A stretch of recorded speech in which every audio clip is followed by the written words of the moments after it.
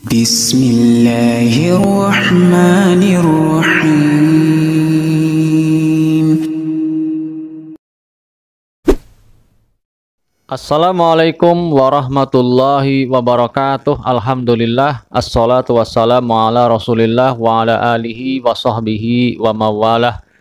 Teman-teman sekalian, sahabat channel Makes Mudah yang saya cintai dan saya hormati, kita melanjutkan pembahasan pedoman pertolongan pertama yang harus dilakukan saat gawat darurat medis, yang kita fokus pada bab cedera karena listrik, petir, dan radiasi. Nah, kita akan bahas cedera karena listrik dan petir yang sebenarnya telah kita bahas pada kesempatan yang lalu, tetapi karena belum selesai videonya terpotong, maka akan saya lanjutkan. Bagaimana pertolongan ketika seseorang terkena setrum atau tersengat listrik. Kita masuk kepada cara pertolongan yang selanjutnya, yaitu ketika seorang terkena sengatan listrik atau kesetrum listrik, cara gampangnya kesetrum listrik, yaitu cedera pada orang yang kesetrum listrik bisa berupa luka luar yang tampak ataupun luka dalam yang tersembunyi. Nah, karena setrumnya itu ngalirnya bukan hanya di luar, tapi seluruh tubuh itu teraliri setrum tersebut, teraliri aliran listrik, sengatan listrik, apalagi kalau tegangan tinggi. Maka cederanya kita hanya fokus pada luar saja, itu keliru. Kita harus perhatikan, jangan-jangan ada cedera dalam, luka bakar dalam, gangguan. Nah, ini yang paling sering adalah dan paling berbahaya, gangguan pada jantungnya, denyut jantungnya bagaimana, beberapa waktu yang lalu telah kita singgung. Nah, cedera dalam termasuk luka bakar, mungkin dari mulut, mungkin ada keluar muntah berupa darah. Ini menunjukkan adanya luka di dalam anggota badan kita bagian dalam. Nah, teman-teman sekalian, kalau seperti itu maka kita harus waspada. Ketika muntah harus segera dimiringkan, ya, jangan sampai muntah dalam kondisi telentang kita biarkan. Nanti kesedak masuk paru-paru, ini bertambah parah dan fatal akibatnya, karena paru-paru kemasukan cairan, keplepek dan tidak bisa bernapas. Ini fungsi vital untuk paru-paru. Demikian pula kalau tidak ada denyut nadi, ya, ini juga harus segera ditolong dengan cara melakukan pompa jantung, ya, RJP, resusitasi jantung dan paru-paru, pemijatan jantung dan paru-paru, dengan cara menekan, ya, seperti yang sudah saya sampaikan pada kesempatan lalu, menekan jantung 100 kali per menit kecepatannya dengan kedalaman 3-5 cm, ya. Setelah 30 kali pompa, kemudian lakukan pernapasan buatan dengan meniup mulutnya si korban tersebut. Ya, ini khusus untuk keluarga sendiri yang benar-benar kita yakin dia sehat. Kalau orang lain yakin sehat ya tidak masalah, tapi tidak direkomendasikan, ya, karena kita harus memikirkan juga keselamatan diri kita. Kita menolong orang lain, ternyata orang itu sakit yang kronis, yang berbahaya, hepatitis B atau HIV, ya kita tidak tahu. TBC juga ini sangat mudah menular walaupun bisa disembuhkan. Tetapi prinsipnya seperti itu, ya. Ketika kondisi kita memang bisa membahayakan diri kita, ya tentu kita menolong sesuai dengan kemampuan kita. Kita pasrahkan kepada Allah, kita berikan yang terbaik sesuai dengan kemampuan kita tanpa harus membahayakan diri kita sendiri. Nah, itu ya teman-teman sekalian, bahwasanya cedera pada orang yang tersengat listrik bukan hanya lukanya itu di luar, tetapi ada kemungkinan juga luka pada daerah dalam tubuhnya, sehingga kita harus mewaspadai. Termasuk diantaranya tadi ketika muntah darah, ketika ada mungkin matanya merah, ya, apalagi keluar darah lewat telinga, ini juga termasuk bagian dari tanda-tanda adanya perlukaan di dalam anggota tubuh kita. Nah, kemudian selanjutnya, jangan menggeser kepala atau leher korban jika diduga telah terjadi cedera tulang belakang. Ini khususnya ketika seseorang itu kesetrum listrik dari daerah yang tinggi, misalnya menek pohon, mau motong kayu, di situ ada aliran listrik tegangan tinggi, dia kesetrum, jatuh, ya, masih hidup, misalnya masih hidup, tapi ternyata kita curiga ada patah tulang belakang, misalnya membentur batu, ada luka di belakang, punggungnya atau lehernya kebentur, kepalanya kebentur. Ya. Prinsipnya kalau kepala itu terjadi benturan dengan benda asing, apalagi ada luka, apalagi ditambah dengan penurunan kesadaran, maka kita harus menolong sebagaimana orang yang ada cedera pada tulang leher. Jadi bagaimana caranya kalau ngangkat, ya, termasuk pada luka tulang belakang, kalau ngangkat harus bareng, lurus antara kepala dan tulang belakang itu harus harus bersama-sama. Kalau miring pun harus ikut miring bareng-bareng. Jadi misalnya begini ya. Ini misalnya kepala begini, jangan sampai ini miring duluan, ini kepala masih tidak ikut. Jadi kalau mau dimiringkan ya ini harus diikutkan begini. Kalau mau misalnya dalam posisi miring mau ditelentangkan harus bareng-bareng. Makanya harus beberapa orang. Apalagi kalau mau diangkat itu harus menggunakan papan yang keras. Itu yang bisa kita lakukan untuk upaya pertolongan pertama saat kita mencurigai adanya patah tulang leher ataupun tulang belakang. Kemudian selanjutnya teman-teman sekalian yang saya cintai, bagaimana cara pertolongan pertama ketika seseorang kesetrum.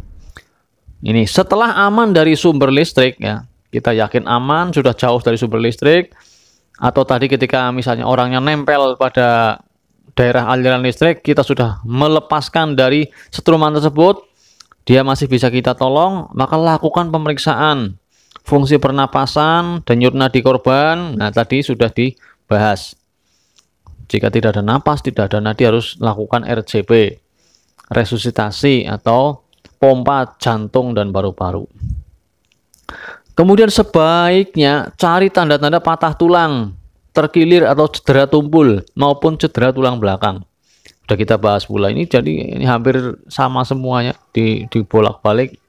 Tapi sudah saya singgung beberapa permasalahan yang disebutkan berikutnya, ternyata sudah saya singgung pada kesempatan yang lalu. Nah, jadi cari tanda-tanda patah tulang ketika ada tulang tangan yang patah, ya, misalnya bentuknya tidak simetris, misalnya begini jadi mengsol begini, di sini kan kita kelihatan, tapi kadang-kadang tidak kelihatan, misalnya bengkak, biru, ya, dipecet ada kerkes gini, ada terasa, oh ini ada patah tulang, itu biasanya terasa, ya. Maka kita harus menolong dengan prinsip pertolongan patah tulang.